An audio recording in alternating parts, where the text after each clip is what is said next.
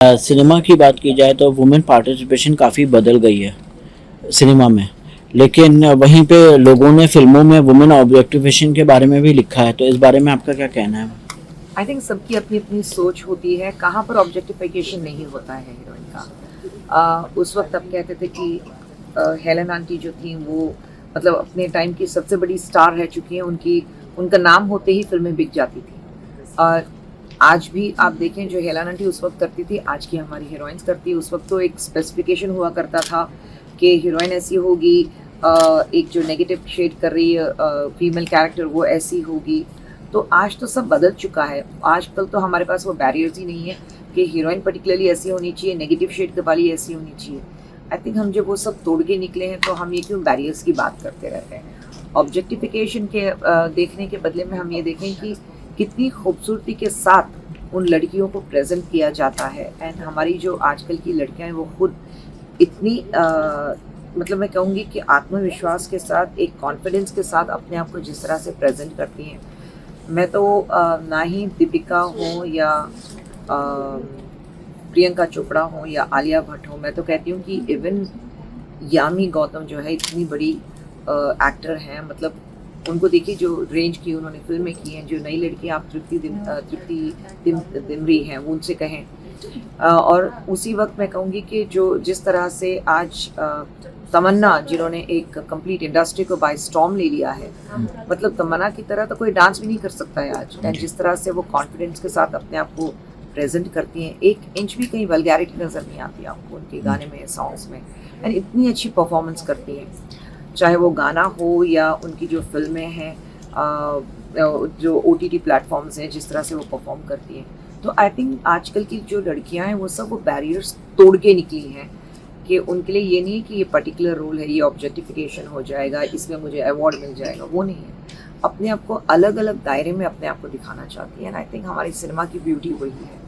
Ma'am, हाल ही में singer बादशाह जो एक म्यूज़िक वीडियो रिलीज़ किए थे, तो उन्होंने उनका लेके डिबेट हो गया है क्योंकि उन्होंने स्कूल की बच्चियों को दिखाया है और लिरिक्स काफ़ी वल्गर बताई जा रही हैं, जिसमें हरियाणा के वुमेन कमीशन ने भी उनके ऊपर आरोप केस किया हुआ है। तो उसके बारे में क्या कहेंगे आप? मैं माफ़ी चाहूँगी, मैंने वो सुना नहीं है, तो जब तक मैं सुनूँ नहीं और देखूँ नहीं, मैं उसके बारे में अपनी अपनी सोच नहीं बताना चाहूँगी।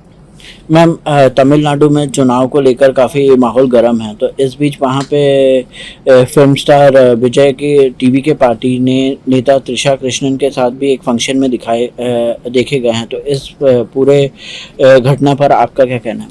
इस घटना से लोगों का क्या लेना देना है, मेरे समझ में नहीं आता है। उनका पर्सनल मामला है, उनकी पर्सनल ज़िंदगी है। अगर उनकी पर्सनल ज़िंदगी अगर लोगों को अफेक्ट करती है तो हम बात कर सकते हैं।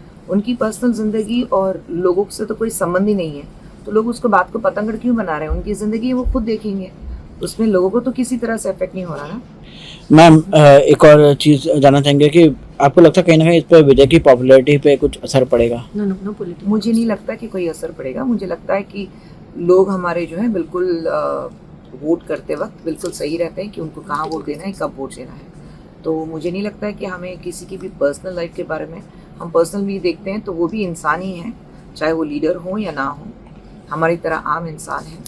तो पॉलिटिकली आप उनको देखें, पर्सनल लाइफ के लिए तो मैं तो पहले ही कहती हूँ कि पर्सनल लाइफ का लोगों से कोई लेना देना नहीं है।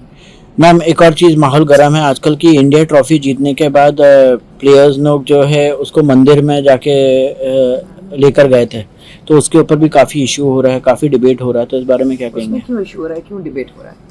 आपको जीतने से पहले आप भगवान से प्रार्थना करते हो कि हमें जिता दें, या अल्लाह से कहते हो कि नमाज पढ़ कर आते हो कि हमें जिता दें। और आज तो रमज़ान का वक्त चल रहा है, तो काफ़ी प्लेयर्स ऐसे भी हैं। मैं खुद मुसलमान हूँ, मैं तो अल्लाह से भी कहती हूँ, भगवान से भी कहती हूँ कि हमारी इंडियन टीम को जिता दें।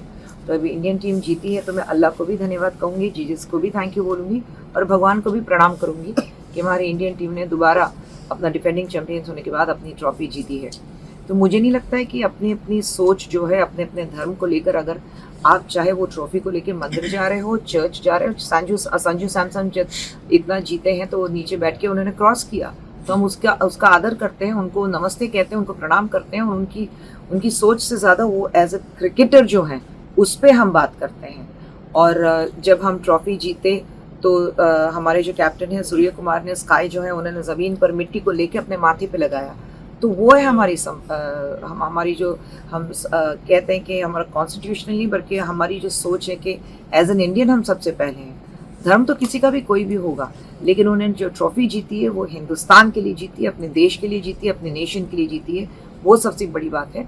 तो अगर लोग जो ये इस पे बहस करना चाहते हैं कि वो ट्रॉफी को लेके किसी मंदिर गए थे, मस्जिद गए थे, चर्च गए थे, तो मैं तो कहूँगी उनकी सोच बहुत छोटी है यार। वो ट्रॉफी हिंदुस्तान के लिए, हर हिंदुस्तान की एक गर्व की बात है कि वो ट्रॉफी हमारे हाथ में है, तो उसके बारे में सोचें। लास्टली मैम, वुमेंस डे के यंग वुमेन्स को क्या एडवाइस देना चाहेंगे, आप क्या मैसेज देना चाहेंगे? स्ट्रांग रहिए, नो बोलना सीखें। जब वक्त नो बोलने का होता है, आपको नो बोलना ज़रूरी है, और आपकी सोच आपको आगे लेके जाएगी, ना ही किसी और की सोच, ना ही किसी और के साथ आपको आगे बढ़ना है। आपको आगे बढ़ाना है तो आपको अपने आप को आगे रखना पड़ेगा। Okay, thank you.